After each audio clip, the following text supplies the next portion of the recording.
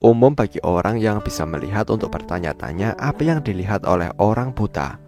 Tidak ada satupun jawaban yang pasti untuk pertanyaan ini, apa yang dilihat oleh orang buta, karena ada tingkat kebutaan yang berbeda.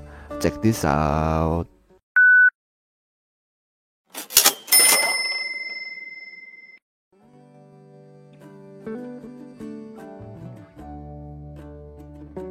Seseorang yang belum pernah melihat atau dengan kata lain buta sejak lahir.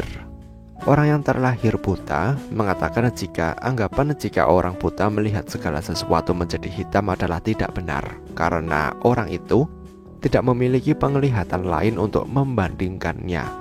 Akan sangat membantu jika kalian berpikir seperti ini. Pejamkan satu mata dan gunakan mata yang terbuka untuk fokus pada sesuatu. Bisakah mata kalian yang tertutup untuk melihat? Jawabannya adalah tidak ada dan juga tidak hitam. Sedangkan orang yang memiliki penglihatan tetapi telah kehilangannya memiliki pengalaman yang berbeda. Ya, artinya dia terlahir normal, terus pada suatu waktu dia kehilangan penglihatannya. Ada yang menggambarkan kegelapan seperti berada di gua.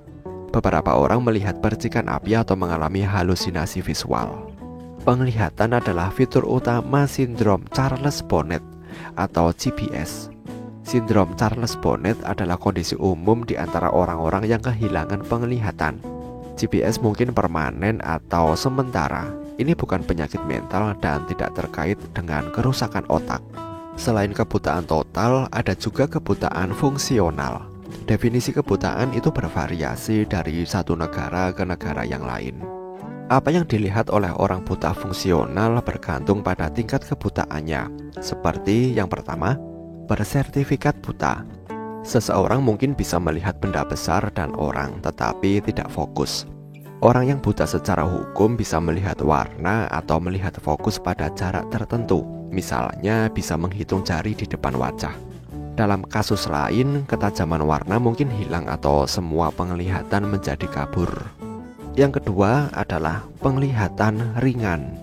Seseorang yang masih memiliki penglihatan cahaya tidak bisa membentuk bayangan yang jelas, tetapi bisa mengetahui ketika lampu menyala atau mati.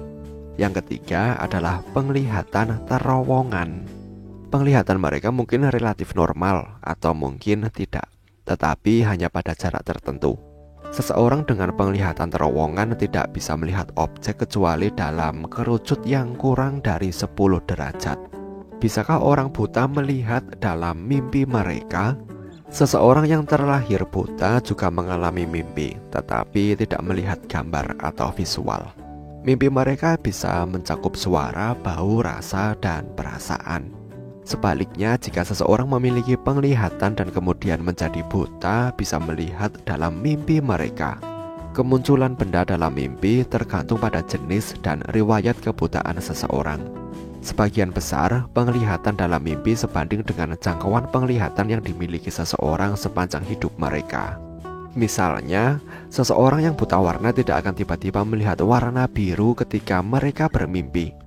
Seseorang yang penglihatannya memburuk dari waktu ke waktu mungkin bermimpi dengan sangat jelas di hari-hari sebelumnya, atau mungkin bermimpi dengan sangat jelas di masa sekarang. Mimpi mungkin terfokus atau tidak sempurna. Ini didasarkan pada pengalaman yang dikumpulkan dari waktu ke waktu. Seseorang yang buta tetapi bisa melihat kilatan cahaya dan warna dari sindrom Charles Bonnet bisa memasukkan pengalaman itu ke dalam mimpi mereka. Anehnya, gerakan mata cepat yang menjadi ciri tidur REM atau Rapid Eye Movement terjadi pada beberapa orang buta, meskipun mereka tidak melihat gambar dalam mimpi mereka. Melihat cahaya secara non-visual. Meskipun ini bukan jenis penglihatan yang menghasilkan gambar, orang buta total bisa melihat cahaya secara non-visual. Bukti ini dimulai dengan proyek penelitian tahun 1923 yang dilakukan oleh mahasiswa pasca sarjana dari Universitas Harvard yang bernama Clyde Killer. Clyde membiakkan tikus yang memiliki mutasi di mana mata hewan itu kekurangan fotoreseptor di retina. Meskipun tikus ini tidak memiliki batang dan kerucut yang diperlukan untuk penglihatan, pupil mereka merespons cahaya dan mempertahankan ritme sirkadian yang diatur oleh siklus siang dan malam. 80 tahun kemudian, para ilmuwan menemukan sel khusus yang dikenal sebagai sel ganglion retina yang berpotensi bisensitif atau EPRGC di mata tikus dan manusia. EPRGC ditemukan di syaraf yang membawa sinyal dari retina ke otak. Sel-sel ini mendeteksi cahaya tanpa berkontribusi pada penglihatan. Oleh karena itu, jika seseorang memiliki setidaknya satu mata yang bisa menerima cahaya, secara teori dia bisa merasakan terang dan gelap. Bagaimana menurut kalian? Sampaikan pendapat kalian di kolom komentar. Terima kasih telah menonton video ini dan sampai jumpa di next video.